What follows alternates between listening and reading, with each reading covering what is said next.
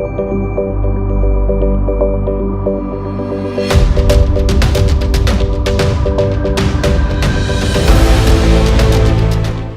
The angle में आप सभी का स्वागत है। मैं हूं आपके साथ नीतू शर्मा। सबसे पहले नजर डालेंगे इस वक्त की अहम खबरों पर। लोकसभा चुनाव के तीसरे चरण में 117 सीटों पर वोटिंग जारी। प्रधानमंत्री अमित शाह सहित दिग्गजों ने डाला वोट, कई जगह हिंसा। कांग्रेस ने मुक्केबाज विजेंद्र सिंह को दक्षिणी दिल्ली से दिया टिकट। भाजपा ने गौतम गंभीर को पूर्वी दिल्ली से उतारा मैदान में। प्रदेश में दूसरे फेज में होने वाली लोकसभा चुनाव की 12 सीटों के लिए 134 प्रत्याशी। जयपुर शहर सीट पर सबसे ज्यादा उम्मीदवार। और अप्रैल महीने में नहीं होगा पानी के बिलों का वितरण। मई में उपभोक्ताओं को 2 के बजाय 3 से 4 महीने का बिल आएगा। लोकसभा चुनाव के तीसरे चरण में 15 राज्यों में 117 सीटों पर वोटिंग जारी है। इसमें उत्तर प्रदेश, बिहार, महाराष्ट्र, गुजरात, छत्तीसगढ़, कर्नाटक, ओडिशा और असम में मतदान हो रहा है। तीसरे चरण में उत्तर प्रदेश की कुल 10 लोकसभा सीटें शामिल हैं। तीसरे चरण के मतदान में करीब 18 करोड़ 56 लाख मतदाता अपना वोट डालेंगे। चुनाव आयोग ने इसके लिए 2,10,000 मतदान केंद्र बनाए हैं और सुरक्षा के पुख्ता इंतजाम किए हैं। इस चरण में एसपी संस्थापक मुलायम सिंह यादव के साथ साथ आजम खान, जयाप्रदा और वरुण गांधी जैसे दिग्गज नेताओं की प्रतिष्ठा दांव पर है। वहीं गुजरात की गांधीनगर सीट से बीजेपी अध्यक्ष अमित शाह और केरल की वायनाड सीट से कांग्रेस अध्यक्ष राहुल गांधी भी चुनावी मैदान में हैं। लोकसभा चुनाव के तीसरे चरण के तहत अनंतनाग संसदीय क्षेत्र के अनंतनाग जिले पर मतदान के लिए मंगलवार को काफी कम लोग पहुंचे। पश्चिम बंगाल में लोकसभा चुनाव के बीच कई जगह हिंसा की खबर है। हिंसा में टीएमसी के 3 कार्यकर्ता जख्मी हो गए। पश्चिम बंगाल की 5 सीटों पर वोट डाले जा रहे हैं। प्रधानमंत्री नरेंद्र मोदी की मां ने अहमदाबाद के रायसेन में वोट डाला। कांग्रेस अध्यक्ष राहुल गांधी ने ट्वीट कर भारी संख्या में वोटिंग की अपील की है। प्रधानमंत्री नरेंद्र मोदी ने गांधीनगर में मतदान करने के बाद आम लोगों से अधिक मतदान करने की अपील की। पीएम मोदी ने मतदाता पहचान पत्र को लोकतंत्र का शस्त्र बताया। उन्होंने कहा कि आतंकवाद का शस्त्र आईईडी होता है और लोकतंत्र का शस्त्र वोटर आईडी होता है। इसका इस्तेमाल कर अधिकतम मतदान करें। वोट डालने के बाद बूथ से बाहर आए पीएम मोदी ने मीडिया से बात करते हुए कहा कि देश का वोटर नीर विवेक जानता है। उन्होंने पहली बार वोट डालने वाले लोगों से 100% अपील करते हुए कहा कि यह पूरी सदी पहली बार मतदान करने वालों की है। पीएम मोदी ने कहा कि भारत दुनिया के सामने लोकतंत्र के महात्म्य का उदाहरण पेश करता है। एक तरफ आतंकवाद का शस्त्र आईईडी होता है और लोकतंत्र का शस्त्र वोटर आईडी होता है। इसका इस्तेमाल कर अधिकतम वोट करें। कांग्रेस ने दक्षिण दिल्ली लोकसभा सीट से ओलंपिक पदक विजेता मुक्केबाज विजेंद्र सिंह को उम्मीदवार घोषित किया है। पार्टी की ओर से जारी बयान के मुताबिक दक्षिणी दिल्ली से विजेंद्र उसके उम्मीदवार होंगे। इस सीट पर विजेंद्र का मुकाबला भाजपा के रमेश भिदोड़ी और आम आदमी पार्टी के राघव चड्ढा से होगा। विजेंद्र ने 2008 के बीजिंग ओलंपिक में देश के लिए कांस्य पदक जीता था। उनकी उम्मीदवारी की घोषणा के साथ ही कांग्रेस ने दिल्ली की 7 सीटों पर उम्मीदवार घोषित कर दिए हैं।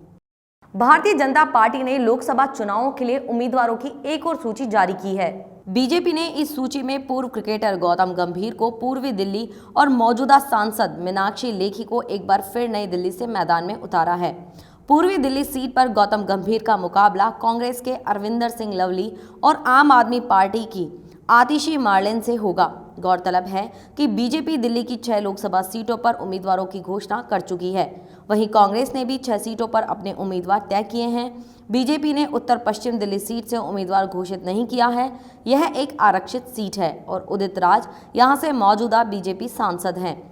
बीजेपी ने महेश गिरी की जगह पूर्वी दिल्ली से गौतम गंभीर को टिकट दिया है। केंद्रीय माध्यमिक शिक्षा बोर्ड ने छात्रों को बोर्ड संबंधी जानकारी मुहैया कराने के लिए एक ऐप लॉन्च की है और इस ऐप का नाम शिक्षा वाणी है। इस ऐप पर सीबीएसई के सभी अपडेट दिए जाएंगे। साथ में इससे भ्रामक खबरों पर भी रोक लगेगी। इसके जरिए अभिभावकों और छात्रों को परीक्षा और उत्तर पुस्तिका के मूल्यांकन से जुड़ी जानकारियां मिल पाएंगी। ये ऐप एंड्रॉयड यूजर्स के लिए है। गूगल प्ले स्टोर से शिक्षा वाणी ऐप डाउनलोड किया जा सकता है। रजिस्टर्ड यूजर्स को नई जानकारी के साथ ऑडियो और वीडियो फाइल भी मुहैया कराई जाएगी। इन्हें सीबीएसई द्वारा अपलोड किया जाएगा। इस ऐप पर बोर्ड की एकेडमिक, ट्रेनिंग और एग्जाम से जुड़ी जरूरी जानकारियां मौजूद रहेंगी। बताया जा रहा है कि शिक्षा वाणी ऐप में छात्रों, अभिभावकों और प्रिंसिपल के लिए अलग अलग सेक्शन बनाए गए हैं। एक तरफ जहां स्कूल के प्रिंसिपल बोर्ड के दिशा निर्देशों को जान सकेंगे, वहीं स्कूल स्टाफ, छात्र और परिजनों को भी सुविधा होगी। प्रदेश में दूसरे फेज में होने वाले लोकसभा चुनाव की 12 सीटों के लिए 134 प्रत्याशी मैदान में रह गए हैं। निर्वाचन विभाग ने नाम वापसी के बाद सभी सीटों के लिए प्रत्याशियों की फाइनल सूची जारी कर दी। इसमें सबसे अधिक प्रत्याशी जयपुर शहर सीट पर हैं, जहां 2 ईवीएम लगानी पड़ेगी। करौली, धौलपुर में सबसे कम 5 प्रत्याशी मैदान में हैं। निर्वाचन विभाग के अनुसार जयपुर में सबसे ज्यादा 24, नागौर में 13, चूरू, सीकर व झुंझुनू में 12-12, अलवर एवं दौसा में 11-11, बीकानेर एवं गंगानगर में 9-9, जयपुर ग्रामीण एवं भरतपुर में 8-8 और करौली में 5 प्रत्याशी मैदान में रह गए हैं। प्रदेश की 12 सीटों के लिए 173 प्रत्याशियों ने नामांकन दाखिल किए थे। इनमें से 20 प्रत्याशियों के नामांकन रद्द कर दिए गए। वहीं सोमवार तक 19 प्रत्याशियों ने अपने नाम वापस ले लिए। इसी तरह अब 134 प्रत्याशी मैदान में रह गए हैं। प्रदेश की सभी 25 सीटों पर 249 प्रत्याशियों के बीच मुकाबला होगा। पहले फेज के 13 सीटों टोंक, सवाई माधोपुर, अजमेर, पाली, जोधपुर, बाड़मेर, जालोर, उदयपुर, बांसवाड़ा, चित्तौड़गढ़, राजसमंद, भीलवाड़ा, कोटा एवं झालावाड़, बारां में आगामी 29 अप्रैल को वोट डाले जाएंगे। इन सीटों पर 115 प्रत्याशी मैदान में हैं। डिग्री के बाद भी रोजगार नहीं मिलना छात्रों के सामने बड़ी परेशानी खड़ी कर देता है। अब राजस्थान ILD स्किल यूनिवर्सिटी छात्रों को रोजगार दिलाने में मदद करने के लिए कॉलेजों के लिए फरमान लाने जा रही है। इसमें कॉलेजों को हर साल प्लेसमेंट फेयर लगाकर छात्रों को रोजगार दिलाने के प्रयास करने होंगे, वरना संबद्धता खतरे में पड़ जाएगी। यूनिवर्सिटी के VC ललित के पंवार का कहना है, कॉलेजों को कम से कम 70% छात्रों को रोजगार दिलाना होगा। जुलाई में शुरू होने वाले दूसरे सेशन से इसे लागू किया जाएगा। यूनिवर्सिटी नए सेशन से 117 स्किल्स में 293 certificate, diploma, UG, PG course कराएगी। कॉलेज सर्टिफिकेट के 30,000 और डिग्री के 2 लाख तक फीस लेते हैं। जलदाय विभाग शहर में अप्रैल महीने में पानी के बिलों का वितरण नहीं कर रहा है। इससे अब लोगों को 2 से 4 महीने के बिल बांटे जाएंगे, जबकि पानी के मीटर की रीडिंग हर महीने ली जा रही है। बिल नहीं बांटने को लेकर विभाग की ओर से फिलहाल कोई निर्देश जारी नहीं हुए हैं। सरकार की ओर से हर महीने 15,000 लीटर पानी निःशुल्क देने के आदेश के बाद विभाग ने एक बिल भी नहीं दिया है। ऐसे में 15,000 लीटर से ज्यादा पानी का उपभोग करने वाले उपभोक्ता पर बिल का अतिरिक्त भार पड़ेगा। शहर में 4,63,000 पानी के कनेक्शन हैं। अब मई में उपभोक्ताओं को 2 के बजाय 3 से 4 महीने का बिल दिया जाएगा। वहीं विभाग के इंजीनियरों की दलील है कि नई टैरिफ सिस्टम को बिलिंग में अपडेट किया जा रहा है। ऐसे में बिल देरी से जारी होंगे। अब विभाग ने न्यूनतम उपभोग ही 20 से 32,000 लीटर कर दिया। ऐसे में कम पानी खर्च करने के बावजूद उपभोक्ताओं को दुगना बिल चुकाना होगा। पिछले 2 मैचों में लगातार हार झेल चुकी मौजूदा चैंपियन चेन्नई सुपर किंग्स मंगलवार को सनराइजर्स हैदराबाद के साथ होने वाले IPL मैच में हार के क्रम को तोड़ना चाहेगी।